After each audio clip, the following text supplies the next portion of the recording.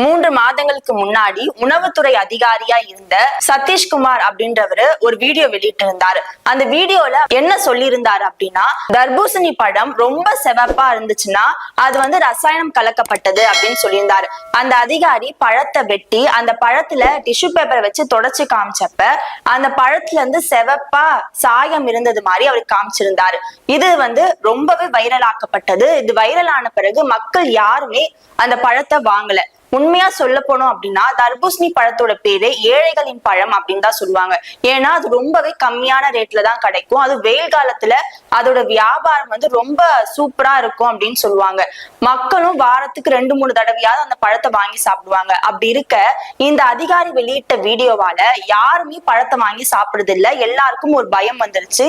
தர்பூசணி சாப்பிட்டா புற்றுநோய் வந்துரும், வாய்ப்புண் வந்துரும் அப்படின்ற ஒரு பயத்துல யாருமே பழத்தை வாங்கி சாப்பிடல. இதனால பெரும் நஷ்டம் விவசாயிகளுக்கு ஏற்பட்டது. ஏன்னா டன் கணக்குல உற்பத்தி பண்ண ஒரு பழத்தை வியாபாரமே ஆகல அப்படின்றத யாராலுமே ஏத்துக்க முடியல. விவசாயிகள் அந்த பழத்தை பறிக்காம நடு ரோட்ல போட்டு உடைச்ச சம்பவம் எல்லாம் நடைபெற்றது.